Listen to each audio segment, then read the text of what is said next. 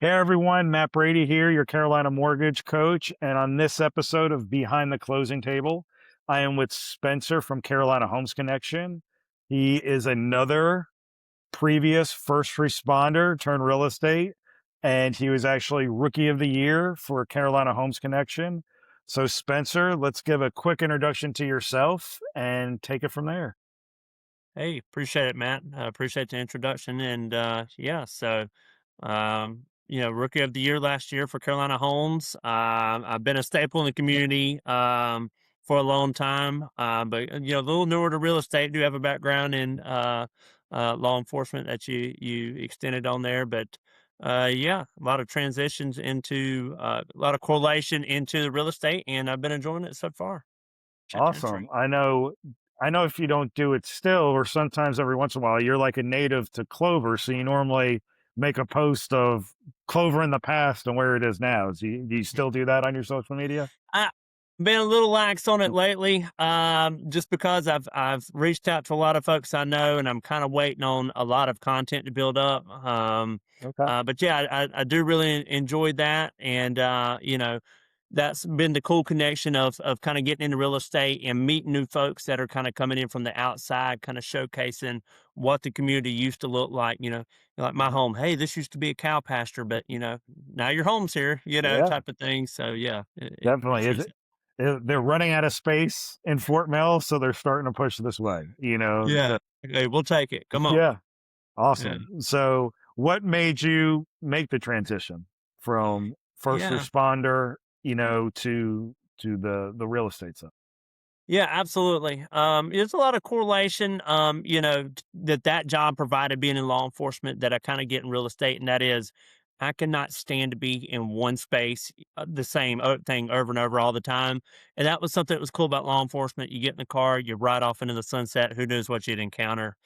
A little more laid back, but you still encounter those interesting, funny stories in real estate and somewhere new every day. I could be in Salisbury tomorrow, or I could be in Columbia, Saturday. There's no telling. But I enjoy being out on the road and just, not being stuck to an office environment.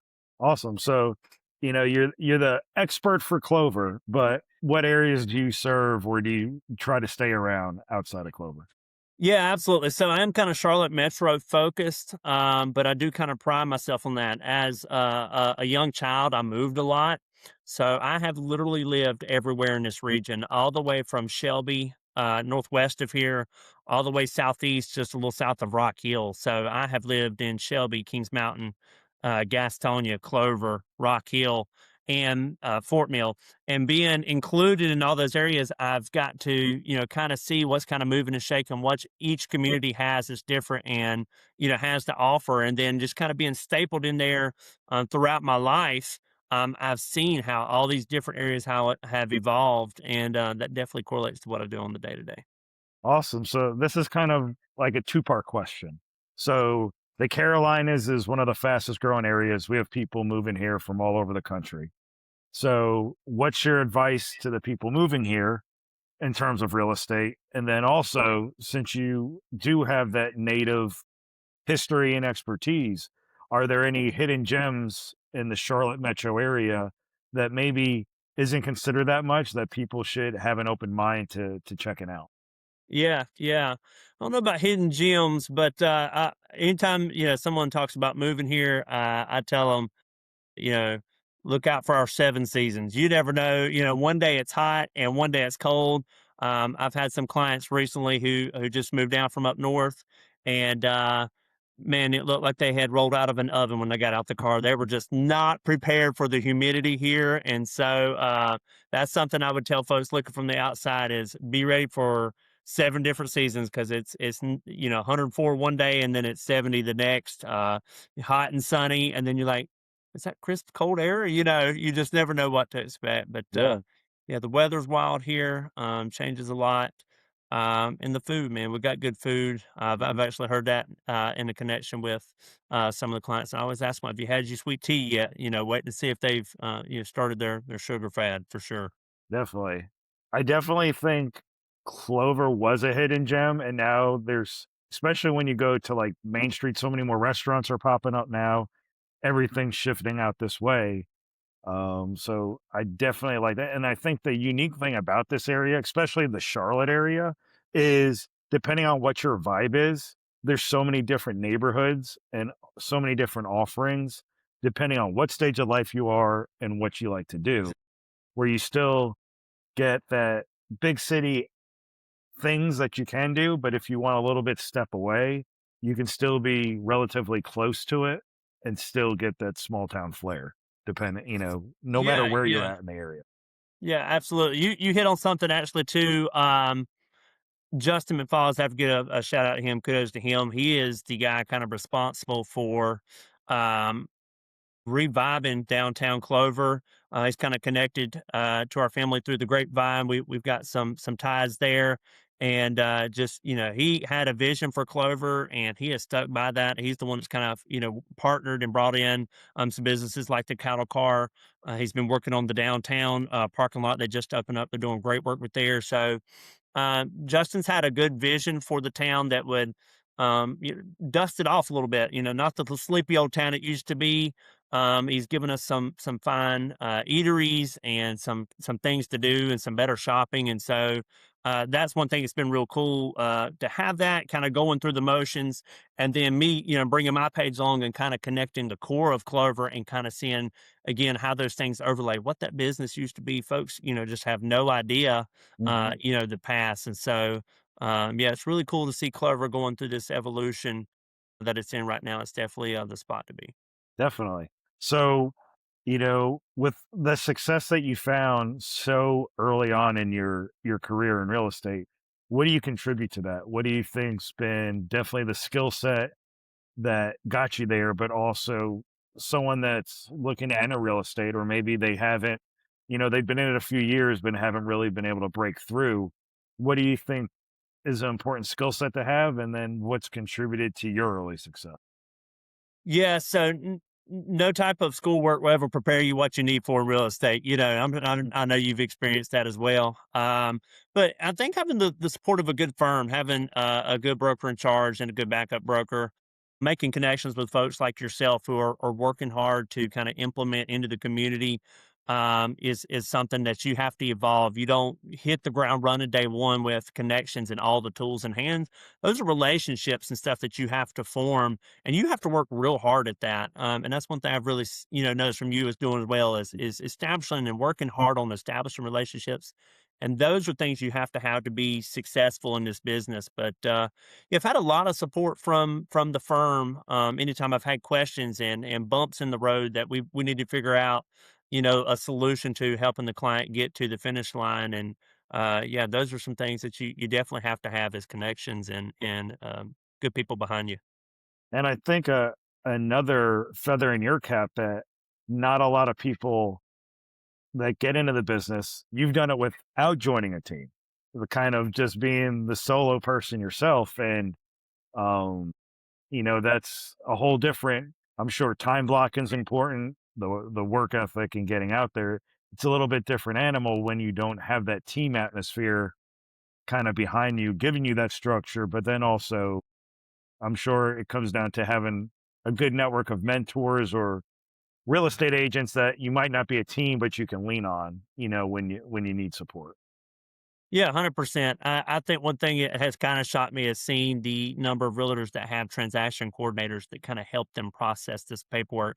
That's the biggest thing, right? Is timeline and schedule, making sure that everyone has the paperwork in the proper spot, that everything's online, and a lot of folks have transaction coordinators that kind of help with that. I don't do that. I stay connected. I like to be on top of kind of what's going on, and that's something I've seen that's kind of just kind of been a shock. So, you know, we're in a unique environment right now where, how you stage a house, how you price a house is important, but also setting expectations, whether they're on the buy side or listing side. So if someone's listening right now that's thinking about becoming a home buyer, or buying again, or someone that's thinking about listing their home, what are some advices in this market you would give to both sides of the table, a buyer and a potential seller? Yeah, so a good mentor of mine said that there's three reasons why a home won't sell, and that's price, product, and location. And what I have seen is clients hyper fixate on something that they think is important, that turns out to be completely irrelevant to the buyer. And so that's a big thing that it would be a lesson learned to to sellers, or something that I see it's common with sellers is, oh, I've got to.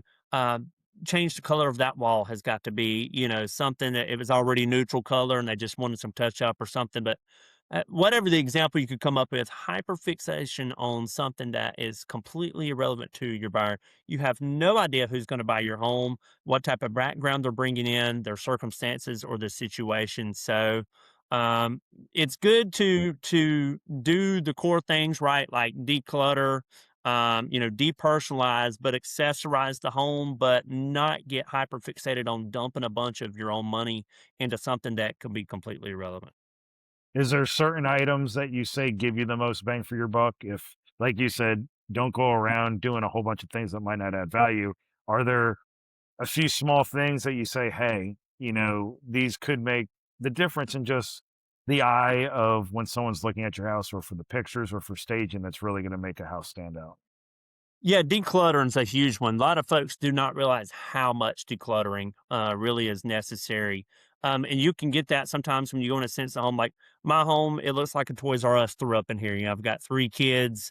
My wife homeschools, and soccer. And the neighborhood kids think this is the hangout spot. So on a given day, this place looks wild. But when you're wanting to be show ready, there is more decluttering than what most folks typically expect. And so, yeah, it's always been my experience to where I was having to pull a few more things off the shelf than what folks experience. But what that does is it allows the space to open up and for folks to like really maximize and understand the environment.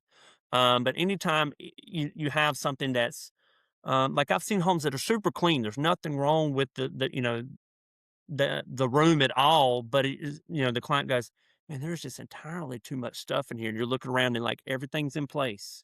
There's like this wall behind me. It's entirely too much going on. If I was going to showcase the home, definitely some of the stuff is coming off the shelf, and Hmm. tidying up some stuff.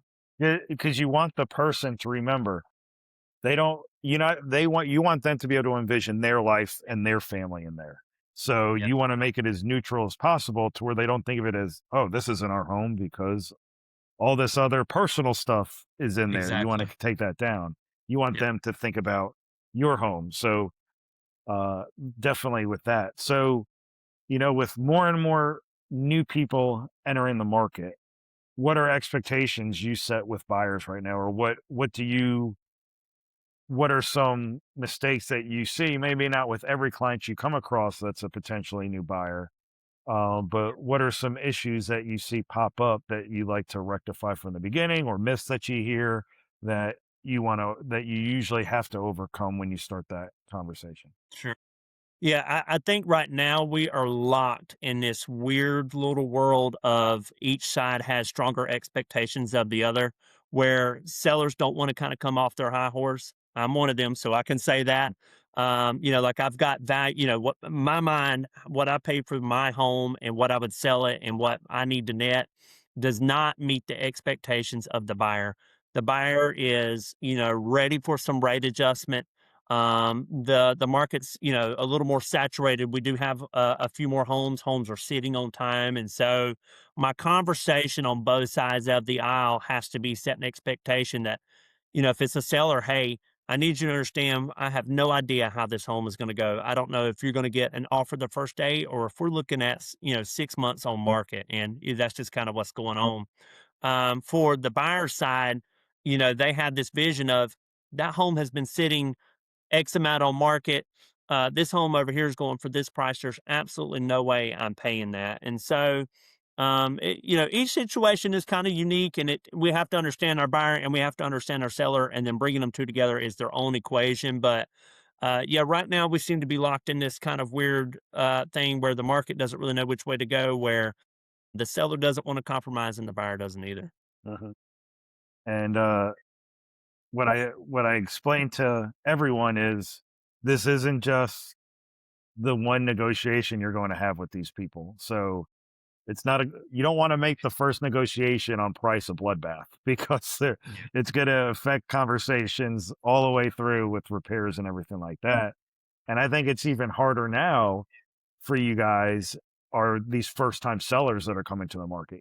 They came into the market where rates are super low, so they don't have a sense of reality on, okay, well, when you bought, this is what your mortgage payment was. Well, this is Yeah, what that person is now paying for that house on exactly. top of the appreciation.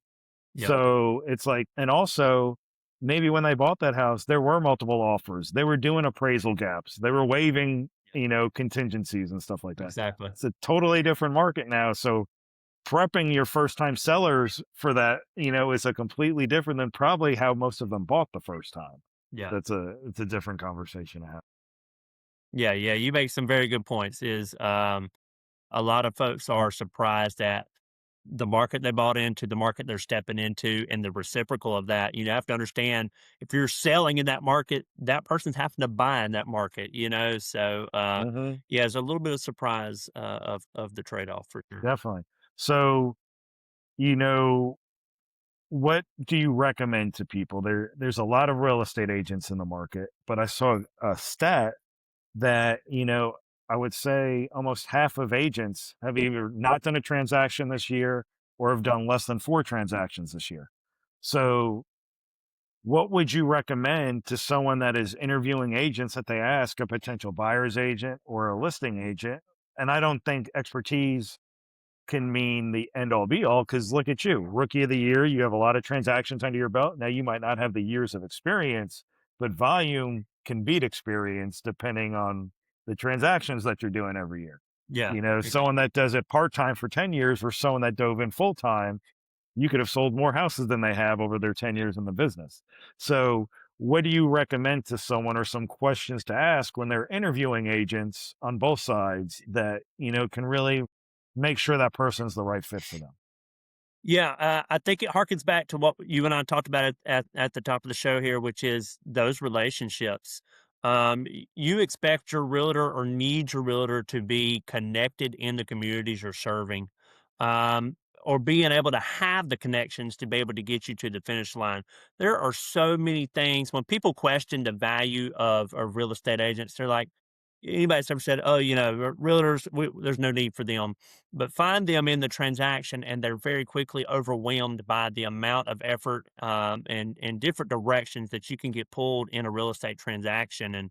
And several things like making connections with lenders such as yourself, having connections with repairmen doesn't just mean a handyman. Maybe you need a general contractor, maybe you need a plumber, maybe you need a HVAC tech. Having those Mhm. connections to be able to navigate not just the paperwork, but the home and the client through the transaction is essential. So that's why I say you should look for somebody who's rooted in the community that you serve that can really help you Yeah, with their established connections. awesome. What if what do you circling back to um being in real estate right now? What is something that we haven't talked about that is a myth that you don't like about this industry? It can be anything from, you from the purchase side of you need 20% down or I'm waiting for rates to drop to, do open houses really sell homes or highest offer is the best offer? What's a myth that you wish would this industry would get rid of? You hit it. It's the 20% down, man. I have come across, and I'm gonna be honest, I'm gonna throw myself under the bus. I just figured that out, within these last couple months. In my mind, mentally, 20% conventional, 3.5% FHA. That is not the case. And I know this is your expertise, so you can speak a little more to that, elaborate Yeah. that on. But that is the nomenclature of the mindset of the first time home buyer. They think they have to have buku money down to be able to buy a home, when in reality there are many avenues of how we can come up with those funds or the amount of funds that are needed. And the percentage, that flat rate 20%, that is just not always the case. I mean, I think conventional is going 3% right now for certain qualified buyers. Mhm. So Yeah. that is a number one for me. Definitely something I wanted to hit on when you Yeah. asked that. Yeah, definitely. I think it all comes down to strategy is way more important than interest rate. Obviously, everyone wants a good interest rate. No one wants to pay more than they have to. Right. But it comes down to strategy and who you work with. For instance, like you just said, people think they need to put, even if someone has the funds to put 20% down Right. because they want to avoid mortgage insurance, but say that eats up all their money. And say you're 30 years old, you have to work at least another 25 years, and you have no savings, no retirement. So why don't we look at, instead of putting 20% down, putting 10% down and taking that 10% with a financial advisor, your net worth at the end of 10 years is going to be completely different than if you dump that all into your house. And Yeah. it might not change the payment as much as you think. And it's also working with the right team of your real estate agent and your lender when you're making these negotiations. A lot of times, you're working with someone and they're like, man, it's a hot property. I don't know if I want to go $10,000 over. And that's when you could be like, or you come to me and it's like the $10,000 is really only changing your payment $65. So do you Yeah. want to, you're not losing Exactly. the house over 10 grand. You're losing the house over $65. Yeah. Do you want to lose the house over $65? Exactly. So I think that's the kind of stuff that people need to think about. Um, what is your advice to someone that's thinking about waiting out this market for rates to drop? What would you recommend to someone like that? Who's got the crystal ball on when that will be? Yeah. Since I've got in the industry, that has been the talk, and a couple years in at this point, and it hasn't changed. So when will that be? Are we going to miss time building the equity in our home for that? Throw money away on rent, And don't get me wrong, buying a home is not for everybody. So I hate to, I don't want to be known as a realtor who just says, "Oh, he just says buy at home because he don't want you throwing, Mhm.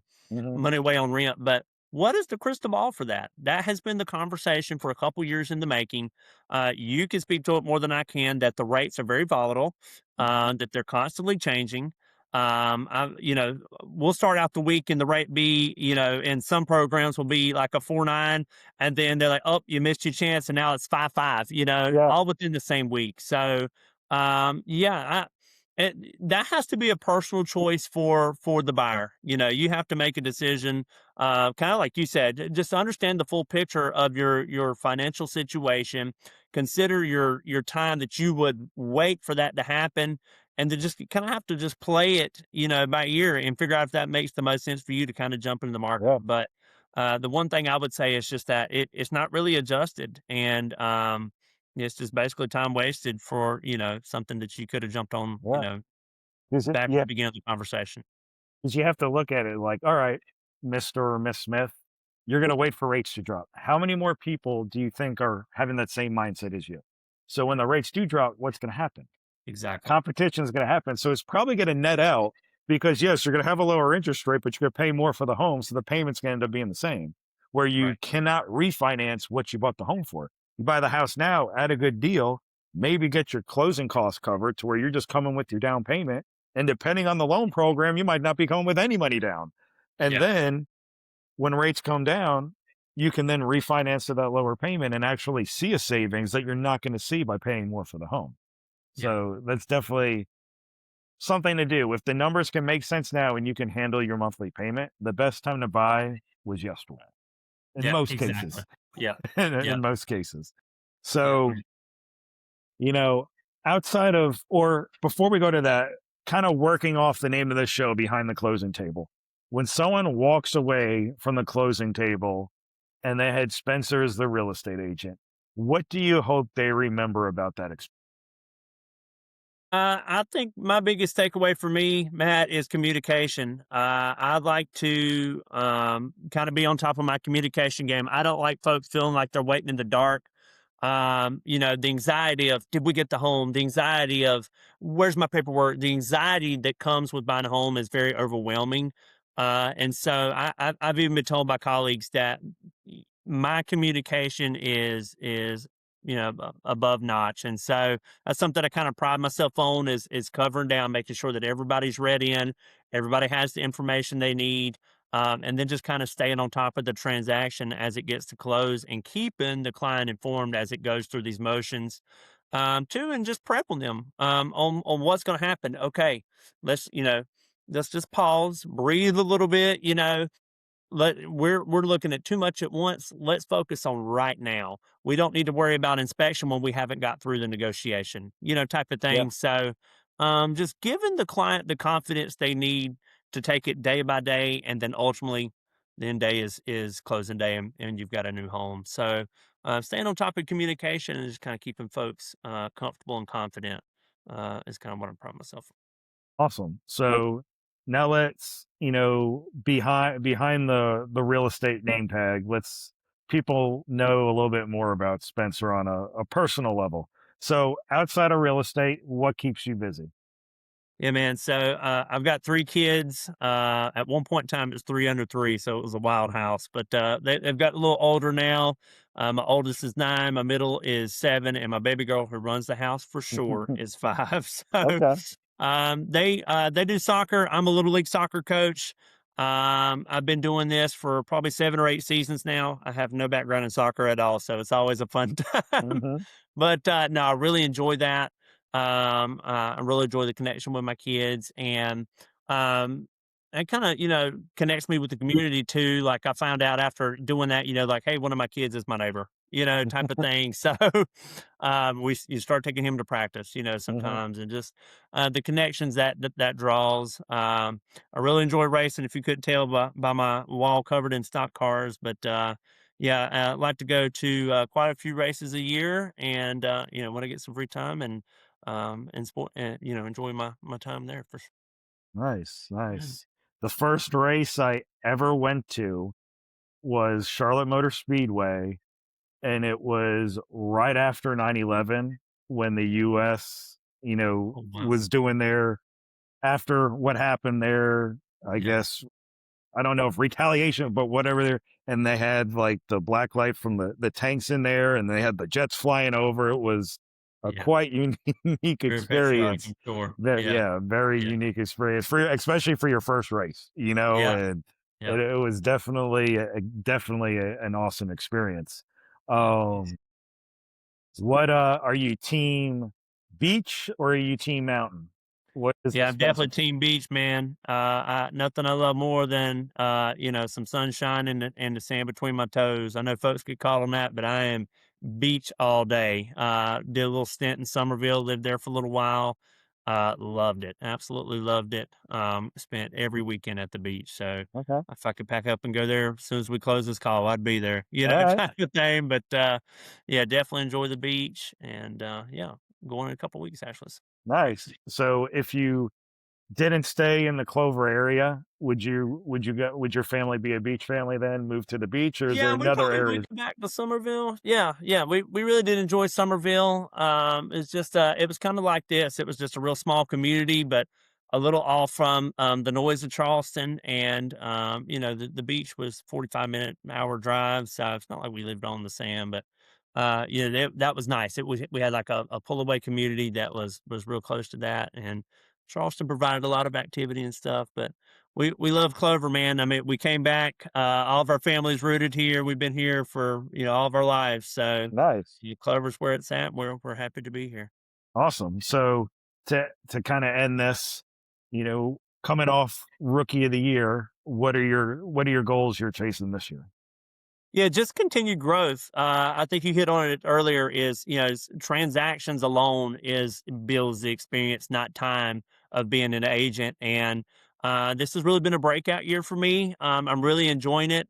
Not everything is successful. Not everything gets to the closing table, but every experience lends education, and so that is something I have seen every time I hit that send button. There's something else I'm learning, Yeah, and I've really enjoyed that. But my goal is continued growth, and yeah, just chasing off the coattails of those top at the firm, and the experience and excitement that they bring, and looking to be up there with them. definitely. Awesome. So what is if someone, is listening to this episode and they really connected with you, because I think a lot of what this business comes down to is finding someone that you clash with personality wise and Sure. just you guys get each other. If someone really connected with your story and they're interested with your representation on either side of the transaction, what is the best way for someone to get in contact with you? Yeah, you can shoot me a text on my cell phone number. You can find me on Facebook. Yeah, I've got the link to the firm website. It's got my Mhm. profile and some information there. So any of those are viable. Reach out to me. I do respond. I'm not one of those that leave you hanging. So shoot me a text, whatever's most convenient for them. Give me a call. Give me a text. Whatever works best. Awesome. Well, thanks for your time today, and thanks for everyone watching. This is your latest episode of Behind the Closing Table with Matt Brady. Thanks you for your time today, Spencer, I and keep appreciate getting it. after it. Have a great Yeah, day. absolutely appreciate it, Matt. Thanks. Thank you.